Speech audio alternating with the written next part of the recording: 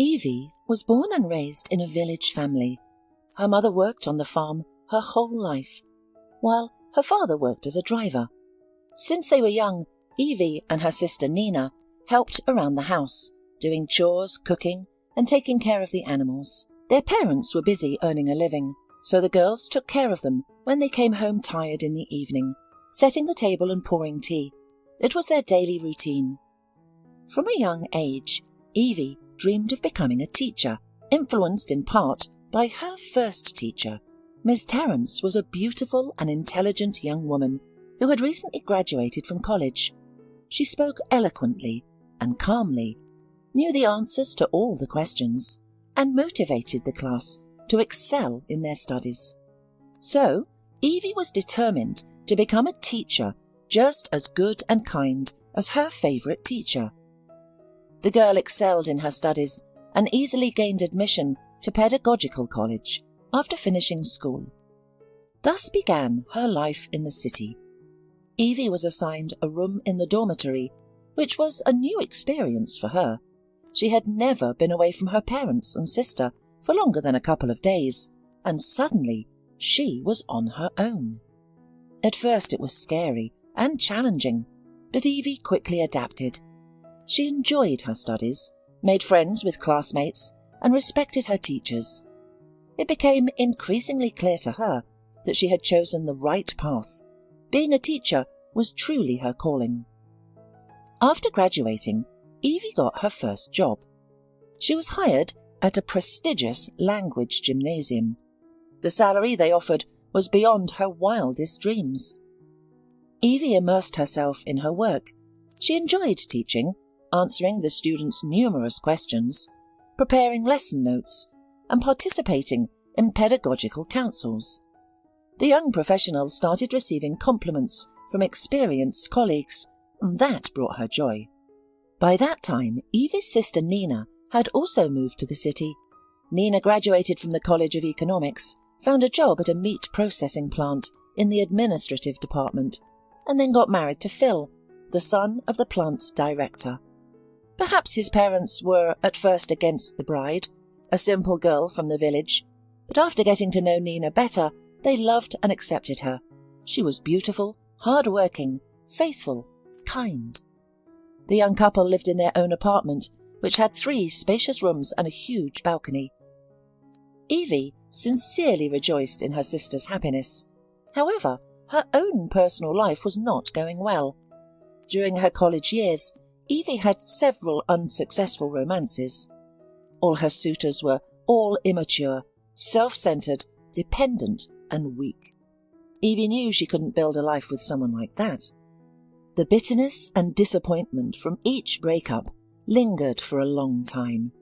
That's why Evie decided to take a break from romantic relationships and focus on her career. After all, men had brought her a lot of frustration, and it was better to concentrate on her professional growth. And then, one day, a man named Phil entered the young teacher's life. He was a modest, somewhat reserved, and short guy with blue eyes and a pleasant smile. They first crossed paths in the school gymnasium at the end of summer. Phil was leading a team of craftsmen who were hurriedly completing repairs at the school. Their eyes met, and Evie immediately sensed that there was something about this man who captivated her. She couldn't quite put her finger on it. He wasn't particularly handsome and seemed quiet and unremarkable. But he blushed and turned away when he saw Evie, clearly embarrassed. It was a very endearing and touching sight. Evie realised that he had also been attracted to her at first sight. From then on, Evie would see Phil every day, and he would always avoid eye contact with her. However, the young woman began to notice that he would secretly steal glances at her when he thought she wasn't looking. It was both pleasant and exciting. One day, Phil mustered up the courage to take a leap of faith. It was the eve of completing a project, their last opportunity to get to know each other. With no more schoolwork to keep them connected, Phil feared he wouldn't see Evie again. So he decided to take a desperate and challenging step. Phil spoke quietly and simply, without flowery phrases, but his words were sincere and touching. Evie was touched by his honesty, and she agreed to go on a date with him. Little did Phil know she had been eagerly waiting for this invitation, and the thought of not receiving it had started to worry her. For their first date, Phil invited Evie to the movies, and after that day, Evie realised that Phil was the one for her. They were so good, so easy together, and of course they shared stories about their lives. Phil had been raised by his grandmother since his parents passed away when he was only 6 years old. Growing up with his elderly grandmother, she was a lady of the old school and believed that children should be brought up in strictness, especially boys. Therefore, Phil's childhood couldn't be described as happy, warm, or carefree, but he didn't complain to Evie about it. He simply shared how he grew up. Evie, being sensitive and attentive, drew her own conclusions. She felt sorry for this amazing guy and wanted to give him warmth and care, which he lacked in his childhood. She longed to hug him and kiss him. After finishing school, Phil joined the army and later studied to become a welder. Although he didn't get a job in his chosen field, he became a foreman of a repair team, which provided him with a steady income. Nonetheless, Phil never gave up the idea of becoming a welder. Welders were usually offered higher wages, and he had to put in so much effort into learning the profession. Phil lived in a rented apartment just like Evie. When he was still a child, cunning relatives sold off his parents' house, leaving him with nothing. He had to start from scratch, but he never lost hope or complained about life, even though fate hadn't treated him fairly. Phil was kind and caring. Unlike Evie's previous boyfriends, Phil always made sure she wasn't hungry, and he would offer her his jacket on cool evenings to keep her warm. With Phil, Evie felt loved and desired. It was a wonderful feeling. Evie realised she was in love, and her feelings were mutual. There was no doubt about it. Phil looked at her with adoring eyes and did everything in his power to make her feel comfortable and happy around him. When Phil proposed, Evie happily accepted without any surprise. She had longed to be with Phil, to take care of each other and support one another. She was tired of returning to an empty, cold room. At first, Nina wasn't thrilled about her sister's choice. "You're young, beautiful. You can easily find someone even wealthier. My Phil has many friends, and all of them are handsome and sons of rich parents. You'll roll in the stuff with them. And what about Phil? No home, no money, no normal job." But after getting to know Phil better, Nina changed her opinion. "He's a good man," Nina smiled, sharing her impressions with Evie. "He's very kind, and he loves you so much. You'll be fine, and you'll achieve everything together. You shouldn't let go of such a man. I'm so happy for you." Soon, Phil and Evie got married and started living in his rented apartment. It was a golden time for Evie. Her husband did everything he could to help her. He found a new job as a welder on a construction site to get more money. He also took on additional part-time jobs, never turning down an opportunity to earn some extra money. He had his sights set on buying their own house in a prestigious neighbourhood with good schools and playgrounds to ensure a happy childhood for their future children. Phil would often surprise his young wife for no reason at all. He would give her a ring or come home with a bouquet. Evie felt incredibly happy and thanked fate for sending her such a loving and caring husband. The young couple would spend hours talking about various topics, discussing movies, life stories of friends and relatives, and making plans. Sometimes they would argue, but they always managed to find a compromise in the end. They both introduced each other to new and interesting things. For example, Evie got interested in hiking in the forest with Phil, and Phil fell in love with the theatre, thanks to his young wife. Evie believed that she and Phil were soulmates, two halves of a whole.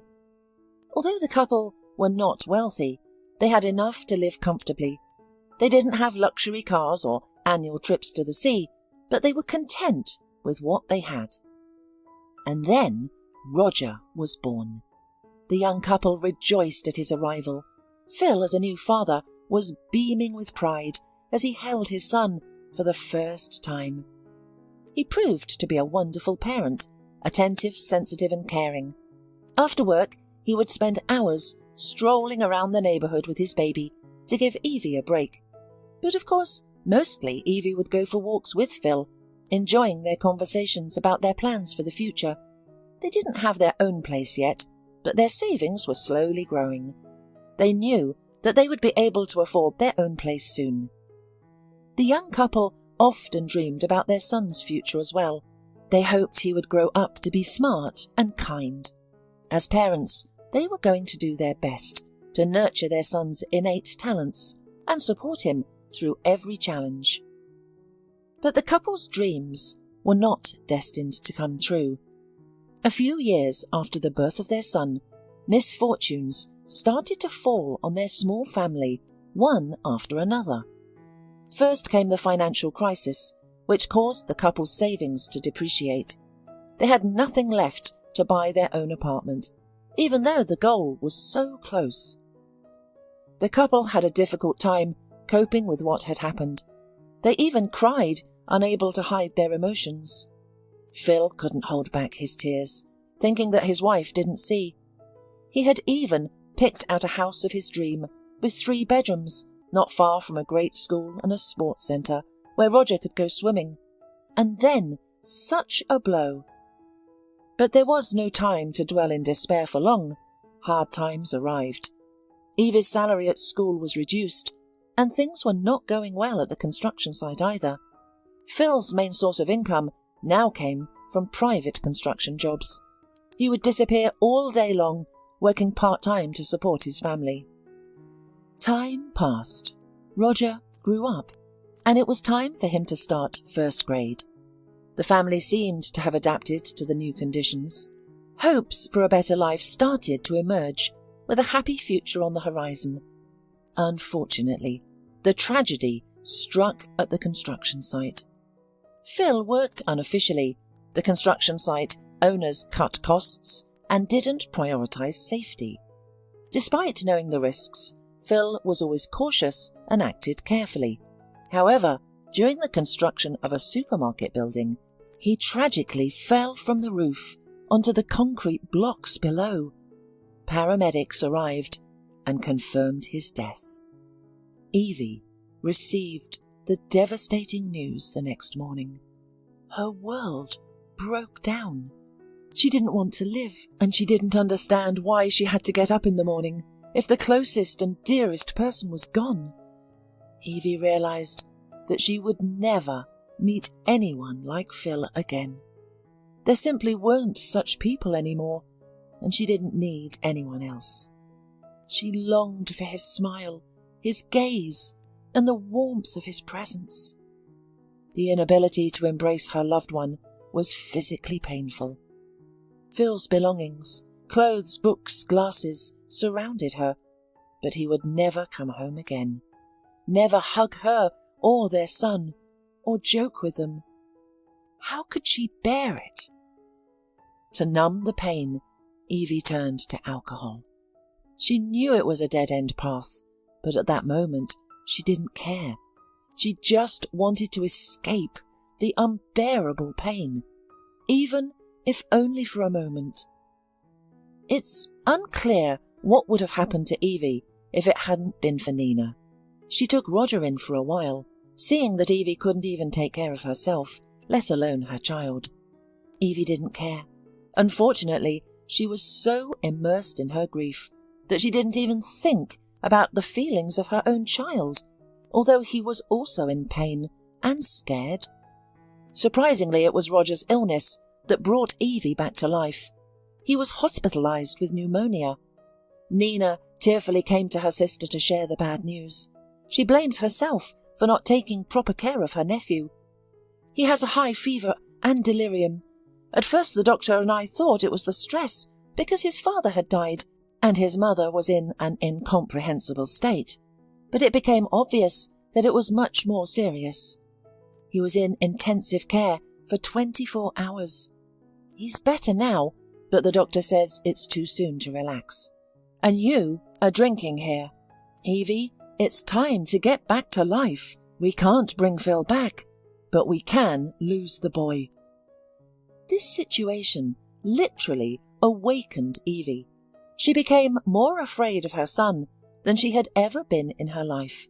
She gathered herself, stopped drinking, resumed her job, and became a caring and loving mother once again.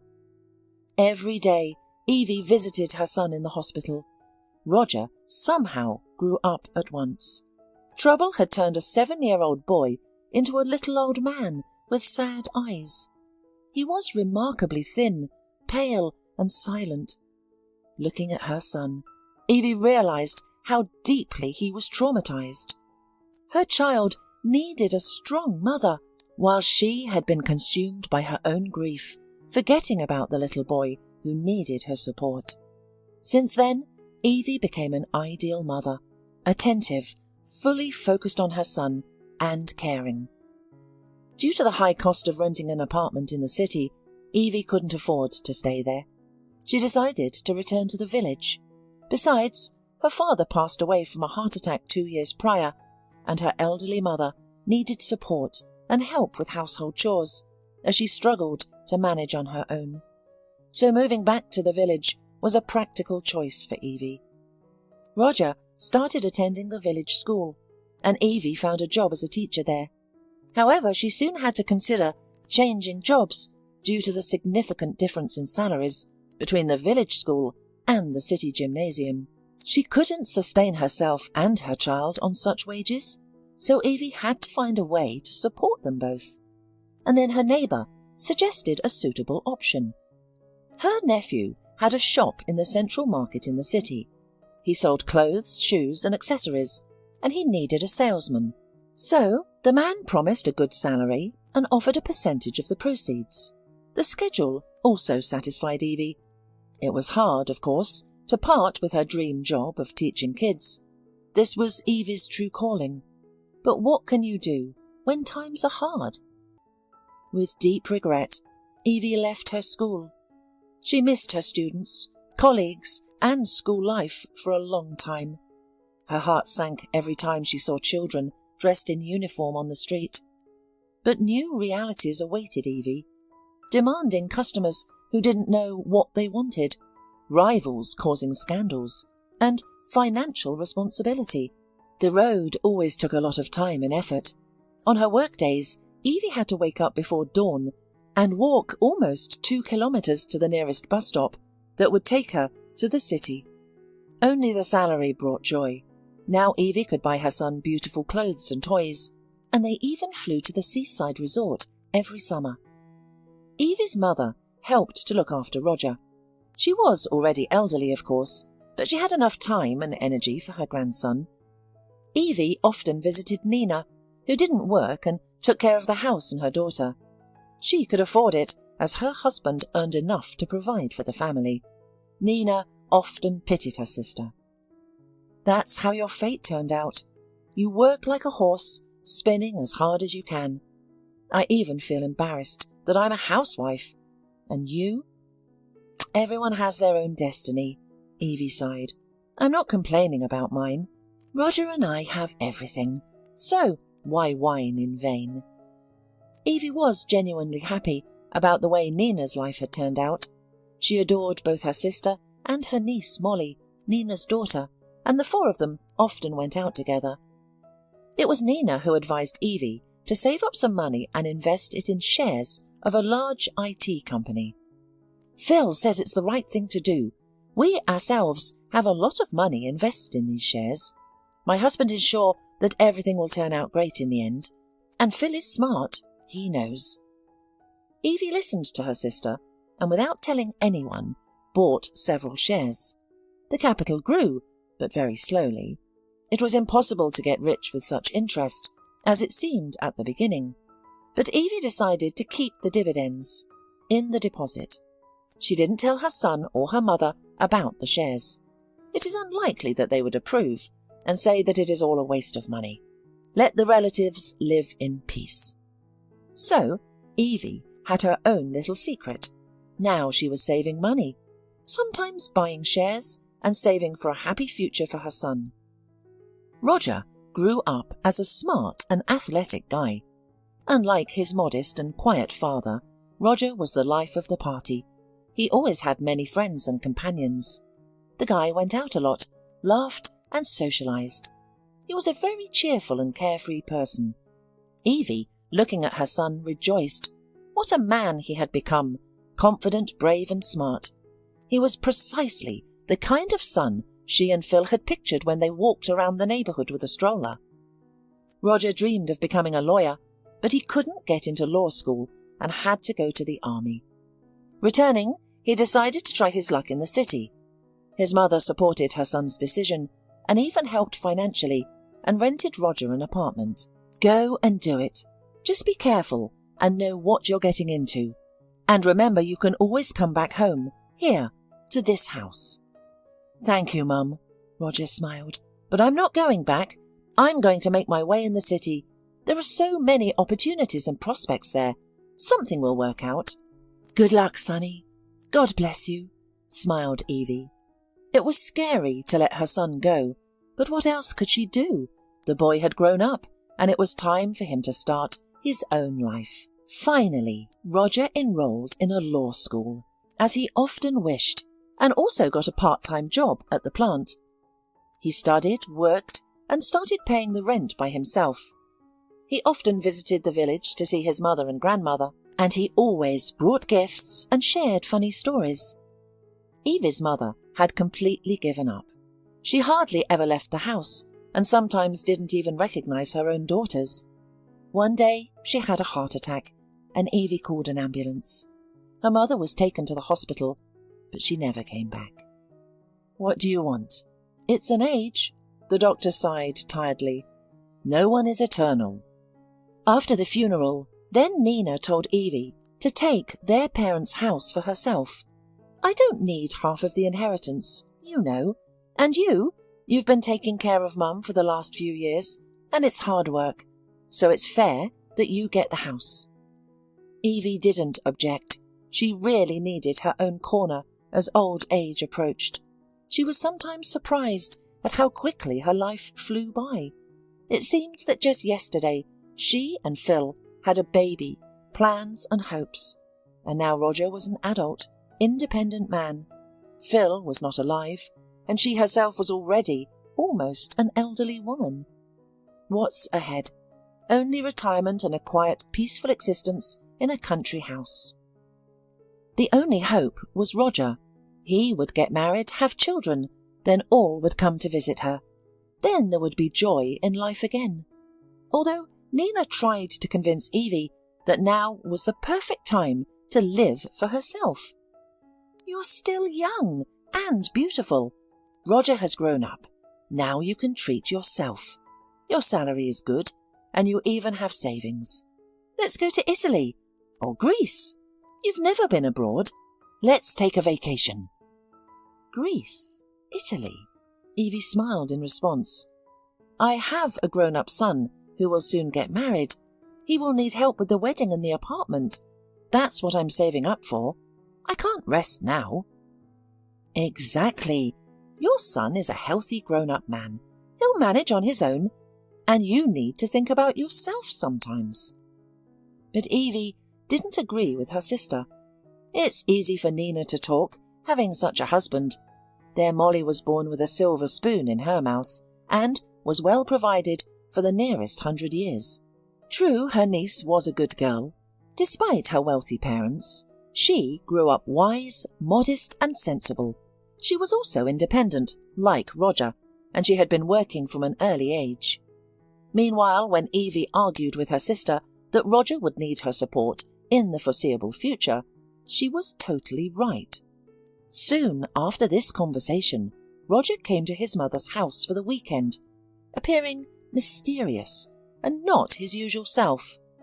Evie immediately sensed that something was wrong. The woman quickly prepared the table with her son's favourite treats, fried potatoes with mushrooms and pickles from the cellar. She watched with pleasure as Roger devoured everything. Once he had eaten his fill, the young man shared the wonderful news with his mother. "Mum, I'm getting married." "Roger!" Evie exclaimed, her sons flailing. "When? To whom?" The questions poured out of her like a waterfall. The woman felt a mixture of emotions: joy, anxiety, surprise. "Her name is Cindy. You're sure to like her. I'm bringing her here next weekend. I wanted to introduce you to her before we get married. I just wanted to warn you first." Evie nodded with a smile. She knew this moment would come sooner or later, but she still found herself caught off guard by the news. It turned out that Cindy worked as a waitress in a cafe where Roger used to have lunch. That's how they met. Cindy is also a village girl. Roger shared the details. She was raised by a single mother too. Look how much we have in common. She came to the city and wanted to go to law school. That's another coincidence, isn't it? She also dreamed of working for the police, helping to catch criminals, but she's so fragile and petite. What kind of policeman would she be? Unfortunately, she failed her college exams. She didn't want to return home to the village. What would she do there? She grew up in a small, remote village, and besides herself, her mother has 5 younger children. Therefore, she got a job as a waitress in a cafe. "How long have you two been together?" Evie asked her son. "Almost half a year." Roger smiled, and the mother realised from his smile that Roger was totally in love.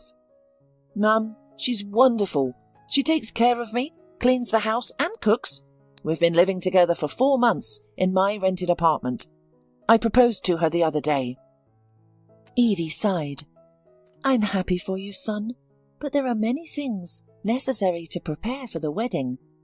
You need to order the restaurant for the wedding, find outfits for the bride and groom, hire a host, plan the menu, and send out invitations." "Mum, we've decided to skip all that." Roger replied simply, "We'll just sign quietly at the registry office, and that's it." "As you wish," Evie nodded. Long ago, she had imagined the ideal wedding for her only son. It would be a joyful celebration with a crowd of well-dressed guests, a lively toastmaster, a huge cake, and a table filled with delicious food. But if the young couple had decided otherwise, so let it be. After all, it was their special day. The following weekend, Roger and his bride came to visit Evie. Evie prepared a lavish table, making salads, frying meat, and creating elaborate appetizers. She was very nervous, wanting to please her future daughter-in-law and show Cindy how much she was welcomed in their home. Evie wanted everything to be perfect so that Roger wouldn't be ashamed of his mother later. Cindy turned out to be a slim girl of short stature. She had big dark eyes, thin eyebrows, and thick bangs. She dressed simply but tastefully, wearing an elegant blue dress and low-heeled shoes. At first, the guests and the hostess felt a bit awkward. Cindy looked around carefully and remained silent, seemingly shy to speak. It was only after a while that Evie realised that this modesty was just an act. Cindy was observing, choosing her behaviour tactics, and drawing conclusions. Roger lightened the atmosphere at the table, cracking jokes, entertaining the ladies, and bringing up interesting topics of conversation.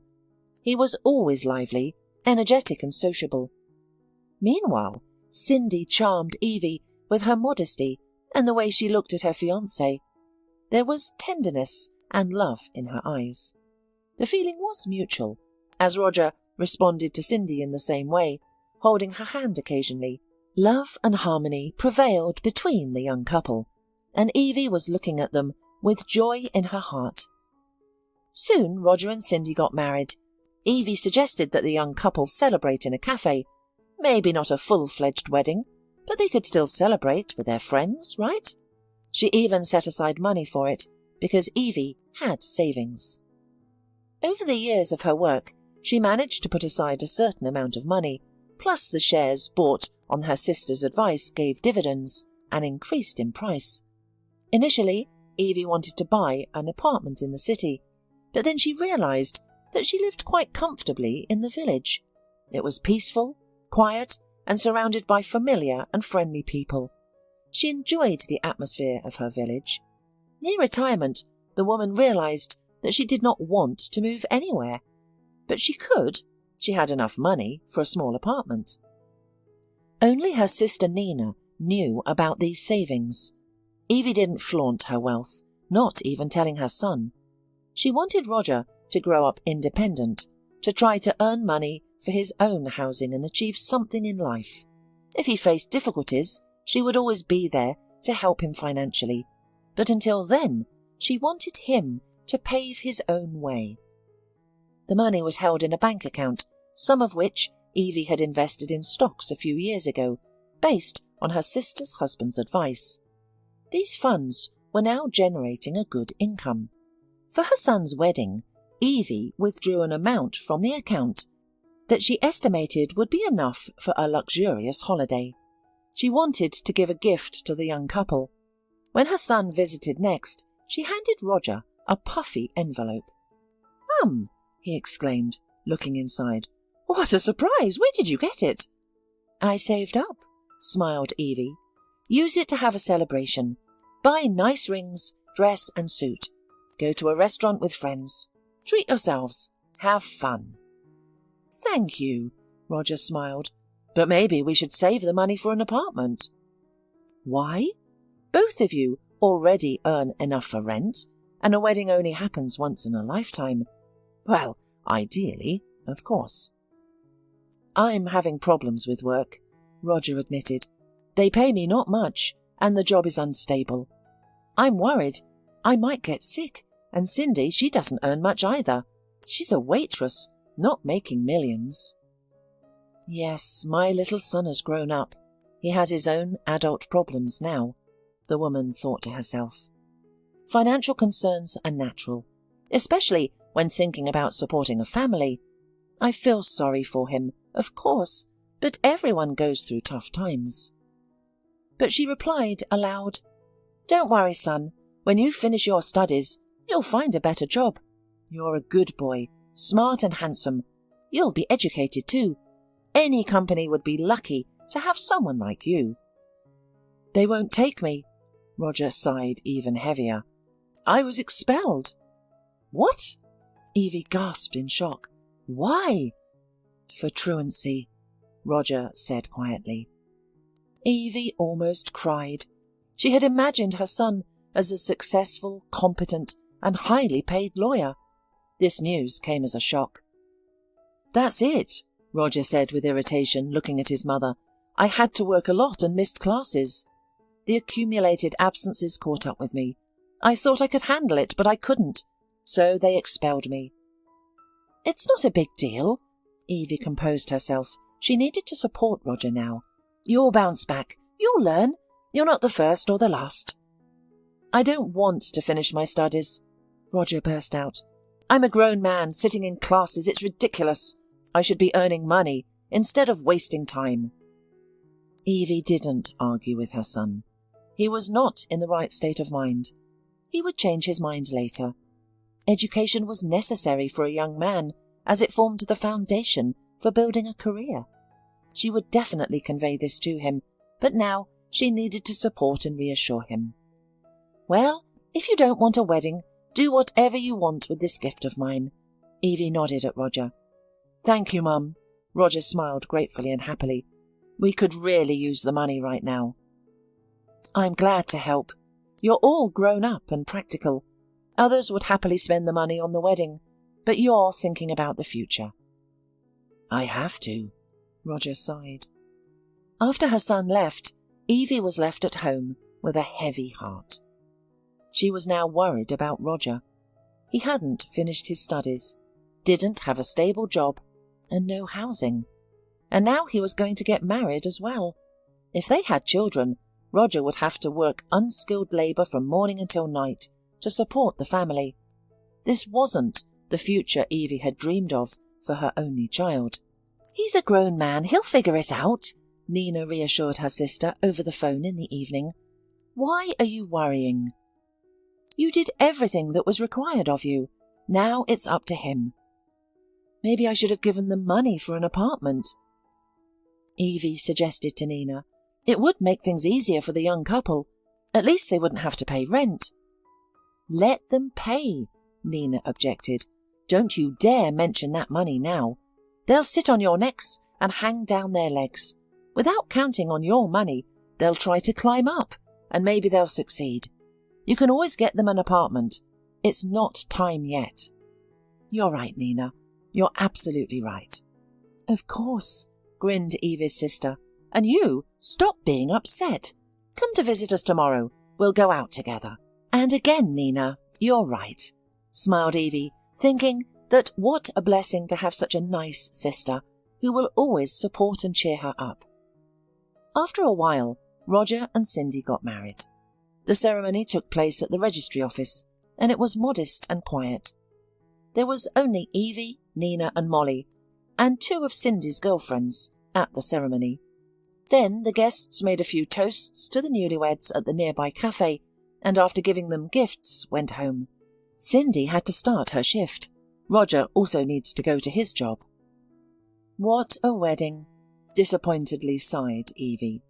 Come on, young people don't care about that now. Nina casually waved away. As long as they live well. Whether Roger and Cindy lived well, Evie had no idea. Her son tried not to talk to her about it, and she was somehow embarrassed to ask. They occasionally came to visit her. Cindy behaved politely, but coldly and aloofly. Evie noted to herself that there seemed to be a good relationship between them.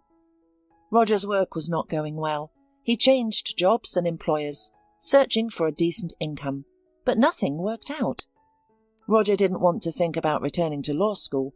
A couple of times, Evie had wanted to tell her son that she had a safety cushion, which she was ready to give him. She wanted to support Roger, to take away the despair from his eyes, but she restrained herself. It was necessary to give the young couple a chance to try to stand on their own feet. It was important. They didn't need so much help now. Yes, it was hard, but they were 2 adults who should have been able to cope. But if a child came along, then it would be a different matter. The little one should live in normal conditions, with calm, peaceful parents.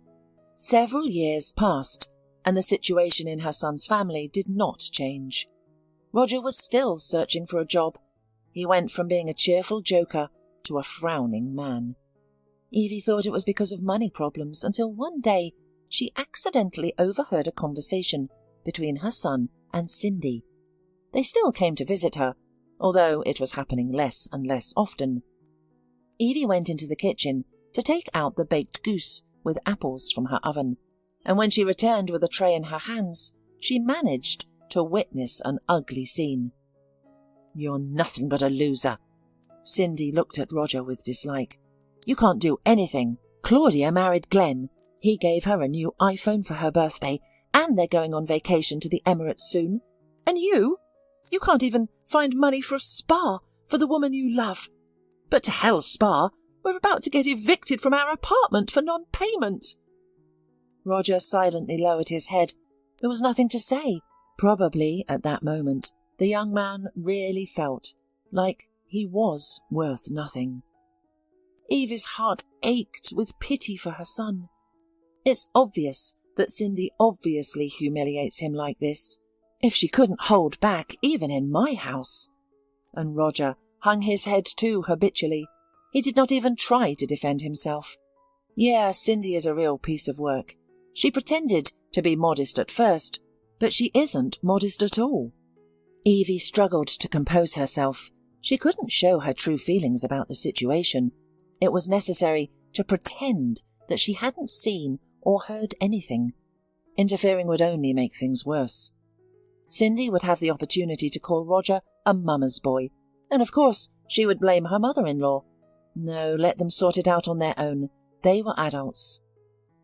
For the rest of the evening, until the couple left, Evie maintained her neutrality, engaging in distracted topics, smiling at both of them, and trying not to notice the hidden sadness in her son's eyes. When Roger and Cindy had left, Evie felt a sense of sadness as many things became clear to her. It was evident that Roger was still deeply in love with Cindy. He was willing to do anything for her, trying his best, but unfortunately he was not successful. This was largely because Roger had never finished his studies, and the reason for that was Cindy. Roger had to work hard to meet her demands. Evie scolded herself for not being objective. She realised that it was Roger's decision to quit law school and get a job, although Cindy played a role in his decision. Evie wondered how she could help her son now. She thought about the money in her account, and to seek advice she called her sister. "Are you crazy?" exclaimed Nina upon hearing her sister's reasoning. "Under no circumstances should you buy Roger an apartment now. Don't you realise that it will be considered jointly acquired property, as now they've got married? They've only been together for a week, and if they get a divorce, Cindy will take half without hesitation.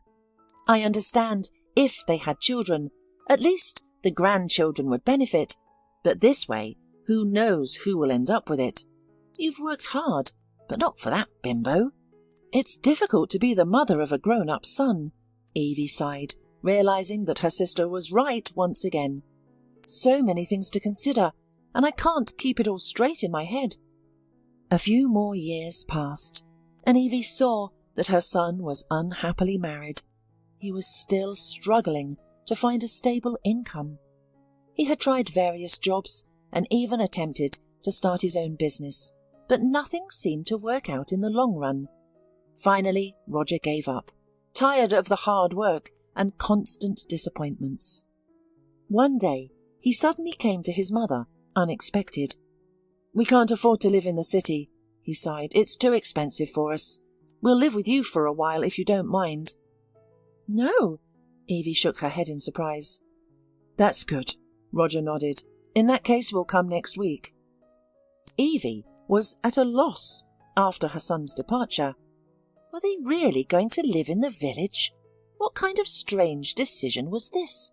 There was no work in the village, so what did Roger and Cindy expect? However, Evie decided not to argue with her son. "All right, let them give it a try. Maybe they're just looking for a way out of a difficult situation and considering the option of living in the village. Well, if it didn't work out in the city, maybe this could be a solution." Joint life with Roger and Cindy began with dividing the territory. "Mum, we'll live in the living room," Roger said. Surprised, Evie asked, "Why?" She had prepared a small bedroom for the young couple, thinking it would be the most cosy and private space for them to live quietly. Roger simply replied, "Because it's the biggest and brightest room." Then Evie realised that her son was just following Cindy's wishes. He always tried to please his wife in everything, loving her more than anything else, and the woman took advantage of that. At this time, Cindy immediately showed her true character to her mother-in-law, not even trying to pretend to be polite or modest. She found fault with everything Evie did, criticising her cooking and the way she cleaned. Cindy often made contemptuous remarks to Evie. "Why are you making so much noise with the dishes in the morning, disturbing my sleep? Your friends laugh too loudly. Couldn't you gather somewhere else in the evening?" Evie was completely taken aback by her daughter-in-law's insolence. She wanted to remind the young troublemaker that she was a guest in her house and should behave more modestly. However, she held back for the sake of her son. She could see that Roger was deeply attached to Cindy, that he loved and idolised her. The young husband tried to fulfil every whim of his wife, and there were many whims. Roger couldn't handle it all and felt guilty. Cindy fuelled this feeling of guilt in him, often mentioning the gifts of jewellery and lavish spending by the husbands and boyfriends of her acquaintances. Evie understood that Cindy was manipulating Roger, playing with his emotions and using him. However, Evie was still afraid to open her son's eyes to the situation because he was too blinded by love and passion, and if Cindy asked him to jump off a cliff, he would do it willingly. Roger got a job at the local sawmill. The work was hard and physically exhausting, but it paid well enough for him to periodically take Cindy to the city for shopping and dining out. The young wife herself didn't bother to work. "Well, where can I find a suitable job here in the village?" she sighed. "I can't go to the city every day." "I used to do it," Evie said. "I didn't have a husband. I had a child to raise. So I would drive to the central market every day." "Why are you comparing different times and situations?" Cindy sighed lazily. "First of all, I'm married, fortunately. After all, the responsibility for the family's financial support lies with the man, not the woman. Secondly, you're not rushing to have children. I think it's foolish to have them without a stable home. It's terribly irresponsible. And thirdly, I'm going through a difficult period right now. Do you think it was easy to work as a waitress on night shifts and deal with difficult customers? I need to recuperate and gather myself." Evie had many things she could say to her daughter-in-law, but she remained silent. She did it for the sake of her son's peace of mind. He was already going through a tough time, and she didn't want to add to his frustration. The longer Cindy lived with Evie, the more the woman realized that Cindy had no tender feelings for Roger. Her irritation, unpleasant looks, words and gestures made that evident. There were many signs. Then why was Cindy still with Roger? The answer was simple. Who else would work so hard for her? Where else would she find someone so loyal and obedient? Roger's feelings for Cindy were rare, and the girl knew it. Confident in her own power, Cindy often behaved rudely with her mother-in-law right in front of Roger. And her arrogant and contemptuous gaze, along with her snide remarks and reproaches, made Evie feel unwanted in her own home. To have less contact with her daughter-in-law, Roger's mother started visiting neighbours herself and often stayed overnight at her sister's house. Nina, of course, advised her to put the insolent daughter-in-law in her place. "After all, this is your house." Nina shook her head. "Remind her of that. Make her think about it. If you want, I can talk to her myself, if it makes you uncomfortable." "No," Evie waved her hands. "Absolutely not. Roger is always on her side in everything, and I don't want to add to his frustration." Of course, Cindy often complained to her husband about his mother, portraying her in a negative light, and Roger really, blindly believed everything his wife said. "Mum, why are you picking on her?" The son would sometimes start a conversation. "Cindy is a wonderful woman. I love her. Don't think of her as an enemy. Try to make up." "I didn't quarrel with her." Evie tried to justify herself. "I try not to talk to her at all. She turns any conversation in her direction and makes me the number one enemy." "That's the problem." Roger shook his head sadly. "Cindy says you despise her. She feels ignored or criticised. Why do you make her work in the kitchen? Cindy has a hard time, and she needs some rest." "I was just reminding her to clean up her plate. No one is forcing her to work. On the contrary, I do everything in the house." Roger looked at his mother with a sad look, and Evie realised that it was useless. He still wouldn't realise that his wonderful Cindy systematically turns the lives of her husband and mother-in-law into a nightmare. Maybe one day Roger will understand, but not now. Cindy masterfully turned Roger against his own mother, who had sheltered them in her house and provided for them. Most of Roger's salary went towards paying off loans. In the city, the couple had managed to accumulate loans that they now had to repay. It was hurtful and painful. Evie saw no way out of the situation. She could only hope that Roger would eventually see the truth. Sometimes she wanted to kick the insolent girl out of the house, but that would mean losing her son forever. And, to be honest, this house belonged to Roger. When her mother died, Evie suddenly realised that such things usually happen.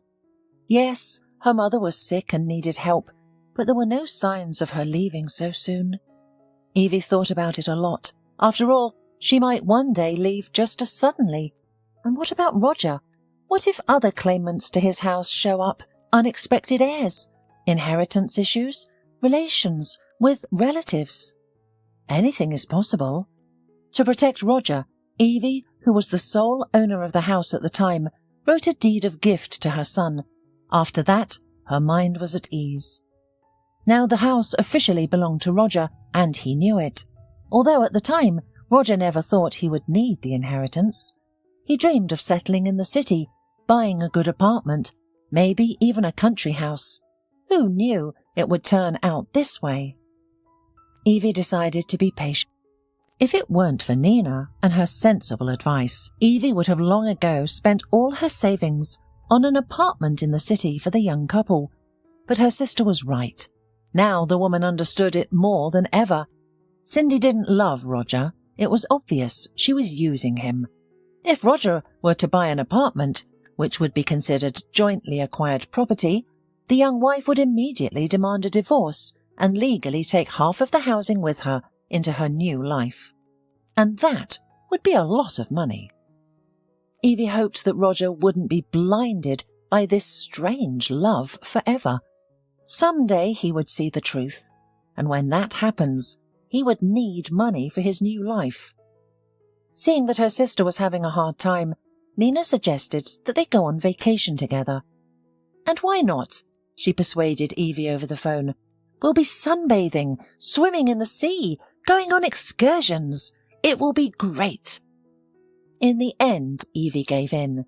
She really needed a vacation from everything that was going on at home. Let them live in the house on their own, she said. Cindy will have to cook and clean. However, she's completely spoiled. She won't even wash her plates. She sits at home all day long, hanging out on her phone and watching soap operas. Of course, Cindy expressed her opinion about Evie's vacation. There is no money in the family, but some of us have money for sea resorts, she once replied to Roger's remark that his salary was cut again. But even a man with angelic patience and deeply in love with his wife couldn't stand it any more. Cindy, what do you care? Mum's earned it, so she has the right to do whatever she wants. Yes, what about us? We've never been anywhere with you before. And we'll earn money, I promise. The trip was wonderful. Evie and Nina rented a house in a village on the shore of the sea. The sisters walked a lot, swam in the waves, sunbathed, and went on various excursions. Evie once took a risk and realised a long-standing dream. She rode on a jet ski with a young and reckless driver. Spray in the face, dizzying speed, endless sea surface. Evie had never been so scared and had so much fun at the same time. The sisters even went to discos at night and danced as if they were young again. Thank you, Nina, for pulling me out. Evie was genuinely happy. It feels like I'm 10 years younger. By the way, outwardly it looks that way, smiled Nina. You look rested and wonderful.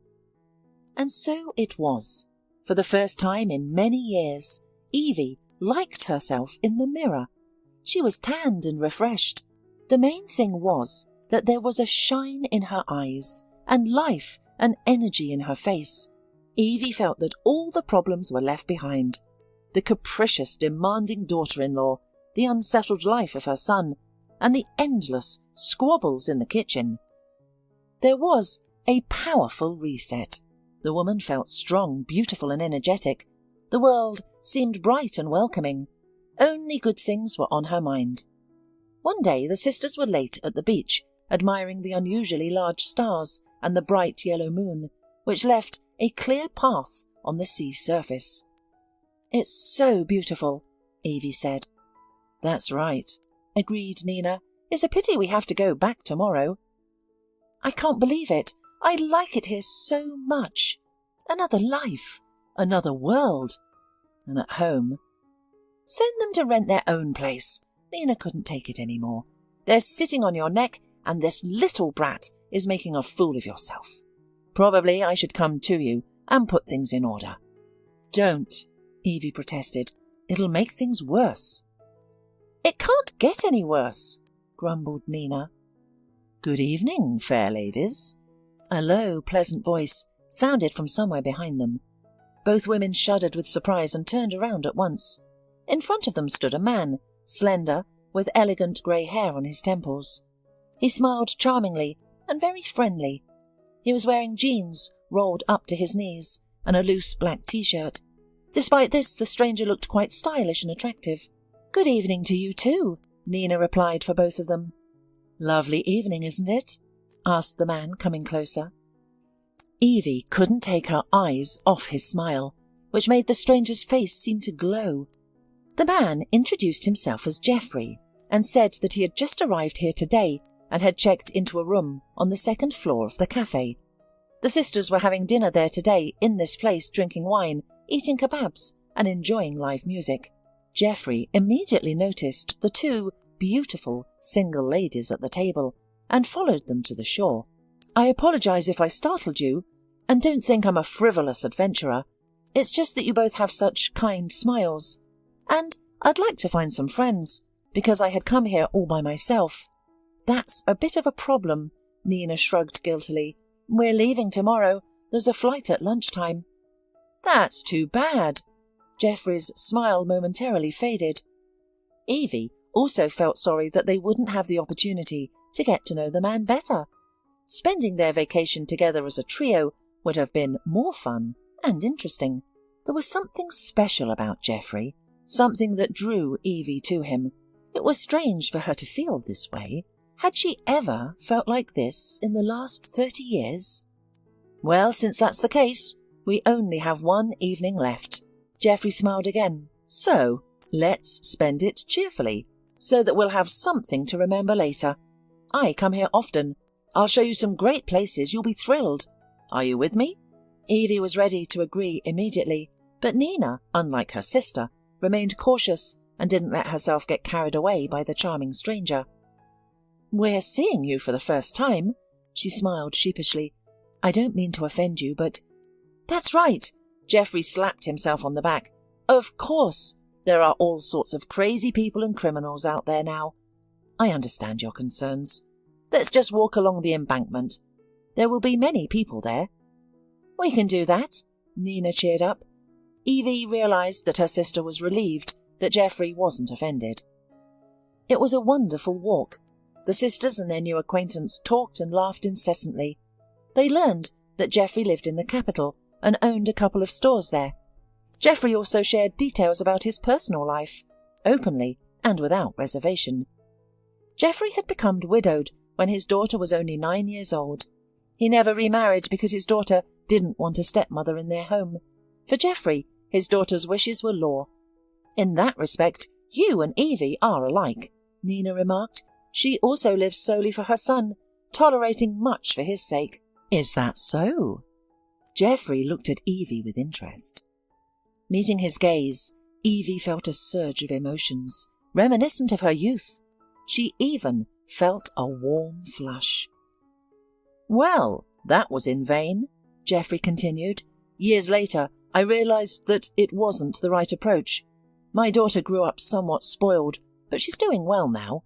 She found a husband who, like me, tolerates her whims. Unfortunately, they live abroad, so I'm all alone.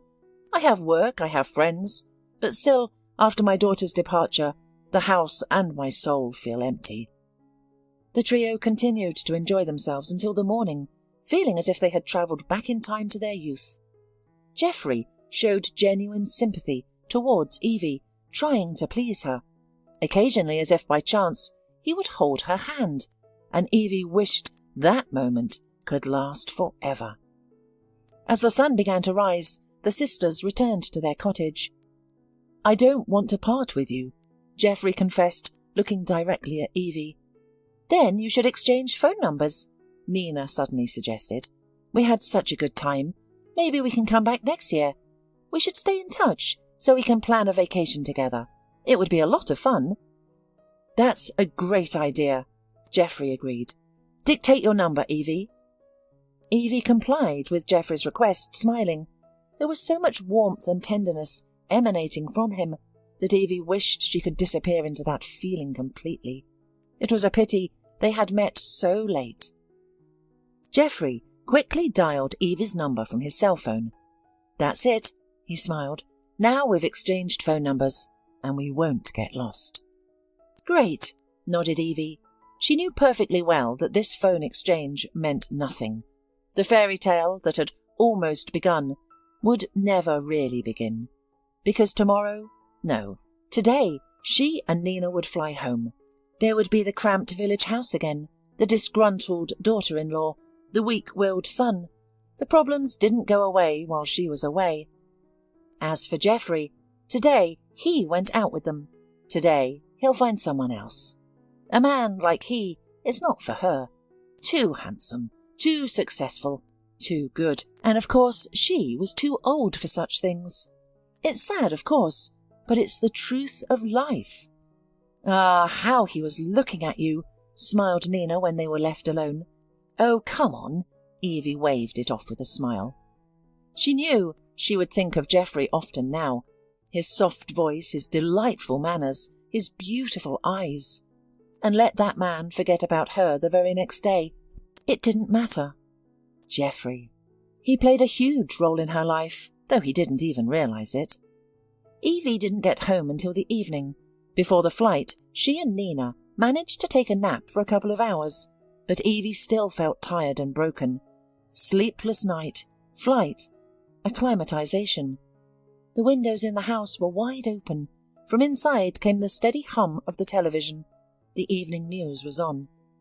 Evie was about to enter the house with a smile when she heard Cindy's voice.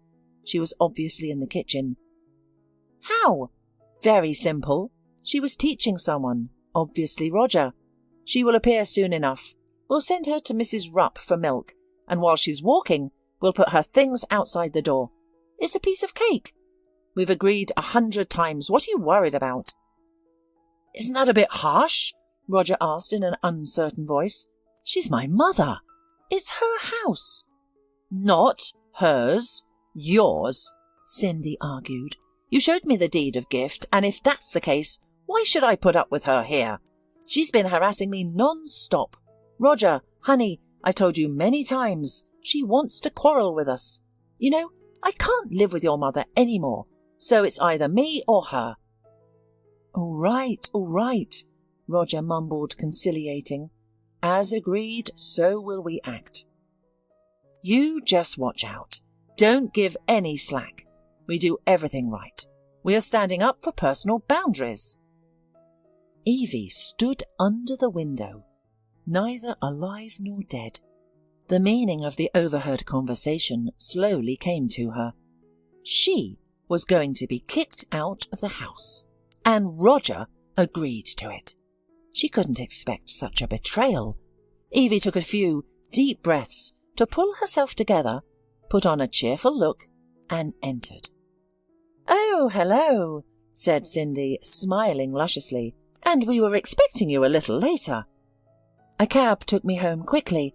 I didn't even have an opportunity to look back," Evie answered merrily. "I've brought you some presents, and I also have many impressions that I can't wait to share." Cindy diligently portrayed something like joy at the meeting. Roger was sitting next to her, slumped and silent, and Evie understood perfectly the reason for her son's sadness. Of course, it's not easy for him now, but he also can't put his exploded spouse in place. She has too much influence on him. "Oh, Evie," Cindy splashed her hands. "Could you go to Mrs. Rupp for fresh milk, please? I have soup boiling on the stove and I can't get away. Roger is exhausted from work, and he's sick. If you're not too tired, then—" "No problem." Evie nodded and left the house, already aware of what awaited her upon her return. It was fortunate that she had overheard this conversation.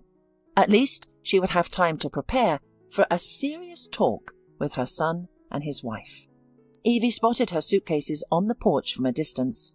They stood there, abandoned, leaning against the wall, waiting for their owner. The hope that Roger would finally put a stop to his audacious wife's actions vanished like smoke. The woman climbed the porch steps and knocked on the door. "There's a note," came Cindy's voice from inside. "Read it, and you'll understand everything. Goodbye." "I don't want your note," said Evie. "I want to talk to you. I want to look you in the eyes." "Oh, in the eyes." The door swung open with a clatter, and Cindy stood on the threshold. She gazed haughtily at Evie. "Well, look, if you want it so much." "Cindy, why are you doing this to me? I tried to be your friend, didn't I?" "You're pissing me off." The young woman was furious. "You're judgmental. Everything's wrong. Nothing is right for you. You make your own rules. I don't feel like I belong here. And Roger is fawning over you." "Well, this is my house," Evie gently reminded her. "So it's natural that I give the orders here." "There you go again," Cindy exclaimed. "You insinuate once again that we live in your house. And by the way, this is not your house, but your son's. So it's you who lives with us. Get another place to live. You have a good pension, enough to rent something." "Thank you for packing my things," said Evie calmly. It took a great deal of effort for her to remain calm. She would cry later when she reached Nina's. Of course, she would go to her sister. Who else? "But there aren't many of my things here, just clothes. Where are the photo albums? Old books and letters?" "That junk," Nina sighed heavily. "We threw it out." "Oh no," Evie gasped. It felt as if she had been punched in the stomach. This was her family's history. Old photographs, letters from Phil and her parents, postcards, diaries kept by Nina and Evie in their youth, the first drawings of Molly and Roger. All of it had been carefully stored in boxes and folders, neatly arranged on the shelves of the bedroom rack. "Isn't there anything left?" asked Evie with hope. Cindy defiantly looked at her mother-in-law. "What's the point of clinging to junk?" The insolent woman grinned. "What good are these dusty papers? It's even easier to breathe without them." Despite her condition, Evie suddenly had a brilliant idea. She had to suppress a smile to avoid giving herself away. Cindy would no longer feel like the one in control. In just a couple of minutes, the smug expression would vanish from her pretty face. "So you threw everything out of my room, right?" "Absolutely. It's going to be our walk-in closet." "Every single box. Did you look inside?" "We've looked at some things. Why do you ask?" Cindy suddenly tensed up. "Were there any important documents? Or something?" "The documents can be gotten in case of an emergency," Evie replied wearily, sinking on the porch step. "The blue shoebox was thrown away too, right?" "I think so. Why does it matter?"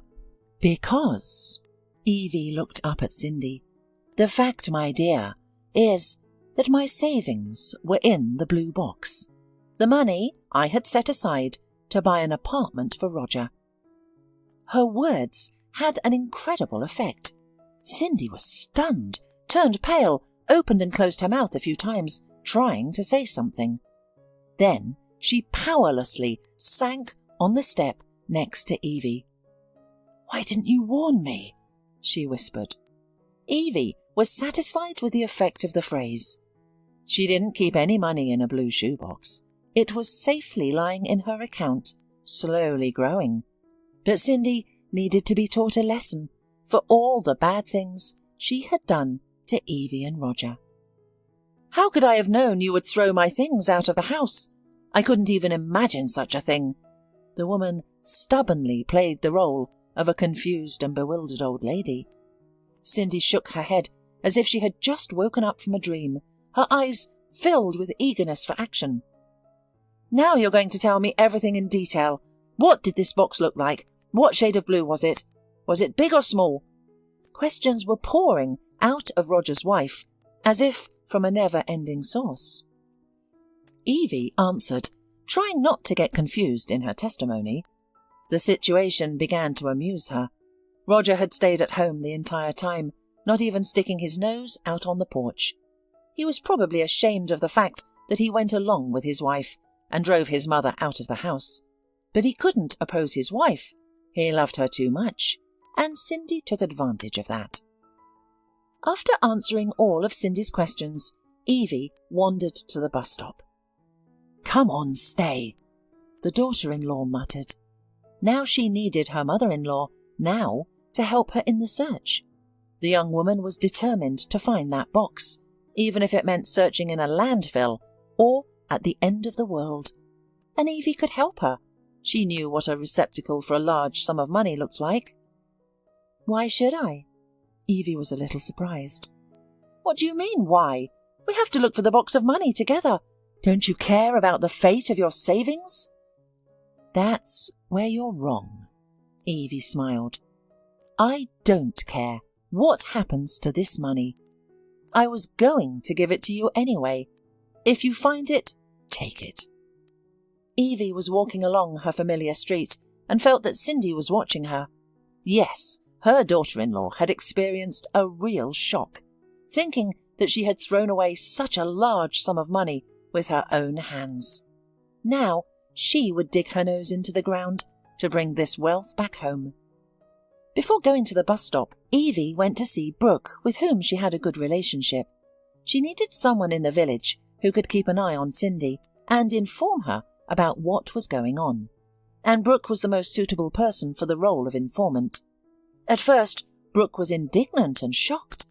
Listening to Evie's story, she couldn't comprehend how they could do that to Evie. But after hearing the whole story, Brooke burst into loud and merry laughter. "Well, Evie, you're crazy. That's a real revenge." "Brooke, I'd like to know how things are going with them," Evie smiled. "How are they living? How is this search progressing? Something tells me that this story will open Roger's eyes to his wife." "Oh, Roger," Brooke shook her head. "I didn't think he would turn out to be so weak." "Love is cruel," Evie sighed, as Brooke hit a sensitive spot in her heart. "Of course I'll keep an eye on them. I'll also involve Wayne. You know how quick he is." Wayne, Brooke's 14-year-old son, was always glued to his phone, filming content for his channel. After Brooke, Evie went to see her sister. She knew that Nina would never abandon her. She would listen, support and pity her. It was so good to have such a person. 2 weeks had passed since Evie's return, and this short period of time was filled with significant events. First and foremost, Evie's plan had worked. Cindy was hooked. She discovered the location where the village's garbage was taken and started visiting the dump daily, almost as if it were her job. Brooke regularly reported to Evie by phone about Cindy's trips. She turned out to be an excellent informant. "Oh, Evie, it's quite a spectacle. She goes to the bus stop in the morning, eagerly awaiting for the first bus. She looks like a tourist, carrying a huge backpack filled with overalls, gloves and bags. It's all very serious. And in the evening she returns tired, dishevelled and angry. She smells absolutely awful. Animals run away from her, and people cringe." Brooke shared the news with Evie. It was not limited to stories about Cindy's adventures. Brooke's son sometimes followed Cindy on his bike and filmed videos of her diligently sifting through mountains of garbage. Then he usually sent these videos to Evie. Cindy meticulously combed through the dump day after day, not missing a single square metre. It appeared comical, but Evie couldn't help but feel a little sorry for her daughter-in-law, or better to say, almost ex-daughter-in-law, because Roger had filed for divorce.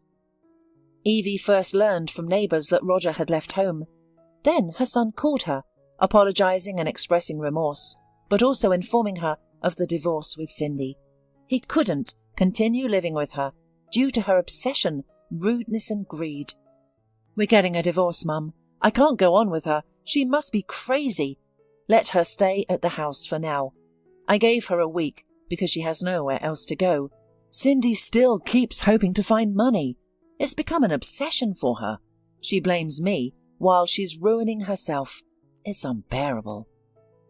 "And what will you do in the city?" "I finally found a good job. I'll have to go on business trips, but I don't care. It's good money." After the conversation with her son, Evie felt better. It was important to her to stay connected with her son. Now, there were no conflicts or misunderstandings between her and Roger. It seemed that things were improving for him.